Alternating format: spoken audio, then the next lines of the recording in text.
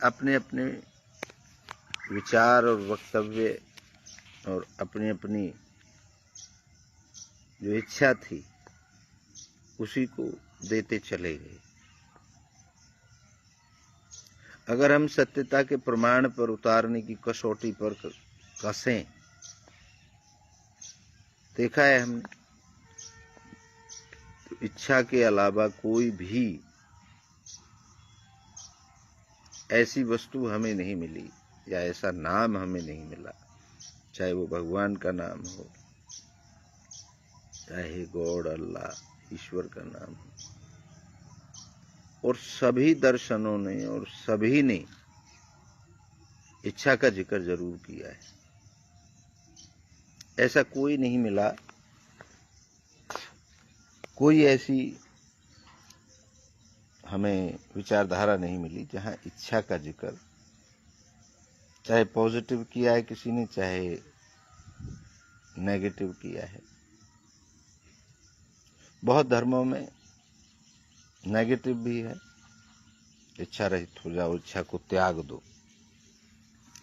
तो इच्छा को त्यागना भी तो इच्छा ही है,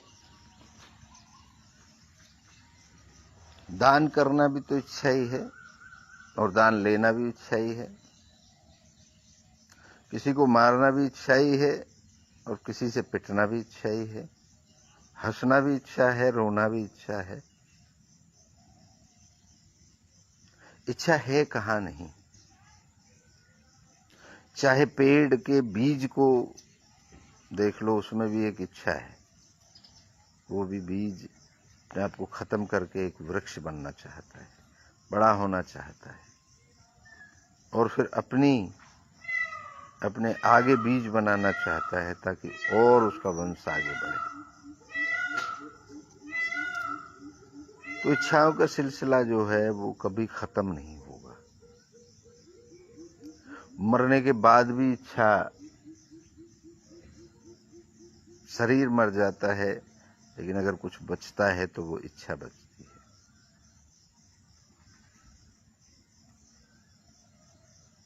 विज्ञान ये कहता है हमेशा प्रैक्टिकल पर विश्वास रखता है, अनुभव पर। इच्छा को आप अनुभव कर सकते हैं। अगर इस दुनिया में कोई इच्छा रहित है तो मैं उसको मिलना चाहता हूँ, जानना चाहता हूँ, देखना चाहता हूँ।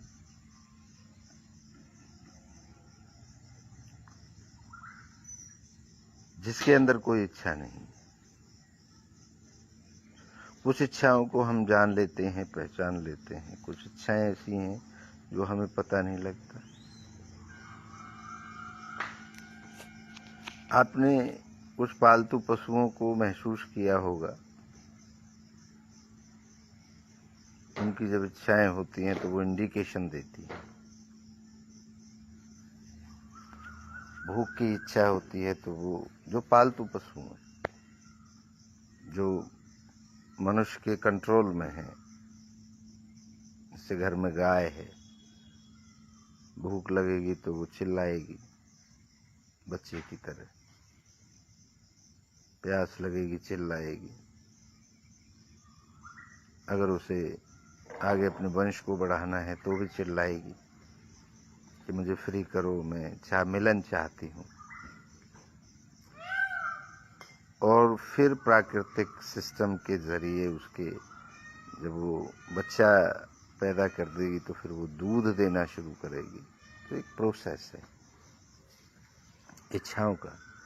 और अगर एक दिन उसका दूध ना निकाला जाए या उसके बच्चे को ना पिलाया जाए तो वो बेचैन हो जाएगी कि मेरा दूध निकालो। ये प्राकृतिक इच्छाएं हैं। तो इच्छा रहित मैं ये समझता हूं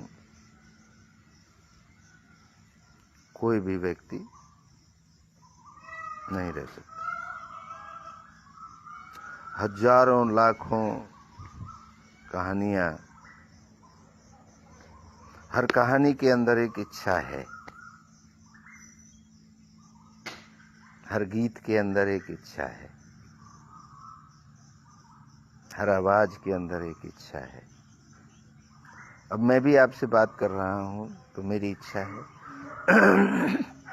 आप अगर सुन रहे हैं तो आपकी सुनने की इच्छा है। इच्छा रहित इस दुनिया में कुछ नहीं। तो हर तरीके से हमने जानने की कोशिश की, देखने की कोशिश की, तो इसमें मैं समझता हूं ये कतई शक नहीं है कि मैं इच्छा हूं, और वो भी जो परम सत्ता है, जो सत्य है, वो भी इच्छा है। बीच में जितने भी प्रोसेस, चाहे भगवान हो, चाहे प्रभु हो, परमात्मा हो, अल्लाह हो, ईश्वर हो, गॉड हो, सब जितने भी नाम हैं, जितने भी धर्मों ने अपने अपने तरीके से, जितनी परंपराओं ने वो जो परम सत्ता माना हुआ है, वो परम सत्ता है ही नहीं, माना हुआ है। स्वर्ग नरक ये कोई सत्ता है ही नहीं, कुछ नहीं। ये सब कल्पनाएं हैं।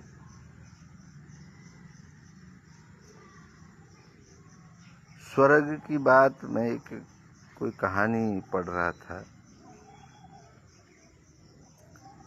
एक राजा ने कहीं पढ़ा, पुराने जमाने की एक कहानी है, जिस समय राजा महाराजा हुआ करते थे। तो एक राजा ने पढ़ा कि भाई ये काम करोगे तो आप स्वर्ग में जाओगे, और ये काम करोगे तो नरक में जाओगे। अब राजा ने कहा ये काम तो हो ही जाते हैं, फिर तो नरक निश्चित है हमारा। लेकिन नरक के बारे में भी पढ़ा, नरक कैसा होता है, तो उसमें बड़ी बड़ी व्याख्याएं थी। तो राजा बेचैन हो गया, क्या वास्तव में नरक ऐसा होता है? और स्वर्ग के बारे में जो लिखा हुआ था वो बड़ी बड़ी अच्छी अच्छी बातें लिखी हुई थी कि स्वर्ग में ये अप्सराएं होती हैं, स्वर्ग में ये खाना मिलता है। ये कल्पना है, आदमी कुछ भी कर सकता है। और नरक में जी आपको कढ़ाई में तल दिया जाएगा, आपको सूली पे लटका दिया जाएगा, वगैरह वगैरह। तो वह राजा घबरा गया, और राजा ने अपने पूरे देश में एक घोषणा कराई कि जो नरक और स्वर्ग मुझे महसूस कराएगा, उसे तो ये नाम दिया जाएगा,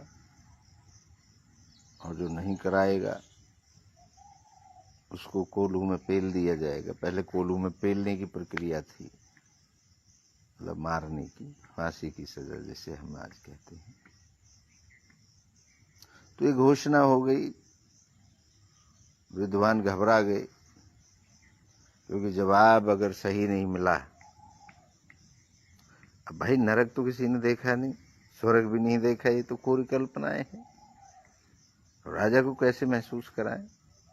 तो सारे विद्वान राज्य देश छोड़ छोड़ के भाग गए कि भाई सारे परिवार को कोल्हू में पेल देगा, मार देगा, क्योंकि सुरक्षा हर कोई चाहता है। तो सारे विद्वान देश छोड़ के भाग गए, क्योंकि स्वर्ग तो कोई गया नहीं, ना नरक गया जो महसूस करा देगा। तो एक महात्मा कहीं जंगल में बचे। राजा ने अपने सैनिक भेजे, भाई विद्वानों को लाओ, मेरे सवाल का जवाब, मैं बेचैन हूं। सैनिक ढूंढते ढूंढते गए, उन्होंने रिपोर्ट दी, महाराज सब भाग गए,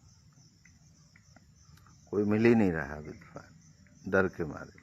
आपने सजाई इतनी बड़ी रख दी। तो राजा को और भी गुस्सा आया, और भी बेचैन हुआ कि यार जब इतने बड़े बड़े विद्वान, मैंने तो बड़ा सुना था कि वो ऐसा कर देते हैं, वो वैसा कर देते हैं, वो ये कर देते हैं। बड़ी बड़ी बातें करते थे लोग, स्वर्ग की, नरक की, फलाने की, ढिमके की। लेकिन आज जब सत्यता की बात आई, मुझे महसूस कराने की बात आई, तो अपनी जान को बचा के लोग भाग गए और बेचैन हो गए। क्योंकि जब आपके प्रश्न का उत्तर स्वयं से ना मिले और फिर आप विद्वानों पर डिपेंड होते और विद्वान भी ना दे सकें, तो आपके अंदर एक और बेचैनी उत्पन्न हो जाती है। अब राजा ने पूरी सेनाएं लगा दी, पूरे देश में ढूंढो, कोई एक आध विद्वान तो होगा, कोई कुछ तो कहे मेरे से। एक महात्मा जंगल में बैठे अपने भजन में, तपस्या में, आनंद में अपना लीन थे। सैनिक वहां पहुंचे और उन्होंने कहा ऐसे ऐसे बात है जी राजा, सारे विद्वान नहीं है, आप ही अकेले हो और आपको हमारे साथ चलना होगा। तो उस महात्मा ने कहा कि मैं तो भाई, मेरी इच्छा तो है नहीं तुम्हारे साथ चलने की। अब तुम जबरदस्ती मुझे उठा के ले जाओ तो तुम्हारी राजी है, भाई कोल्हू में पिलवाओ तो पिलवा लो। बाकी हाँ, ये बात जरूर है कि मैं राजा के प्रश्न का उत्तर दे दूंगा, लेकिन राजा को यहां आना पड़ेगा मेरे पास। सैनिकों ने कहा कि एक ही आदमी बचे हुए है, या भी जबरदस्ती ले जाओगे, चुप है गो, बेशक यू तो कह रहा हो कोल्हू में पेल देना, तो मेरी मर्जी है मैं उत्तर दूं या ना दूं। मेरी इच्छा ये, मैं यहीं बैठ के उत्तर दूं। तो राजा को जाके उन्होंने बात बताई कि राजा साहब ऐसे ऐसे बात है, आप एक महात्मा मिले हैं, आप वहां चलिए। बोले ठीक है भाई, मैं कहीं भी चलने को तैयार हूं, लेकिन मैं बेचैन हूं, मुझे तो मेरा उत्तर चाहिए। राजा साहब वहां से अपनी सेना को लेकर के वहां पहुंच गए, आ गए।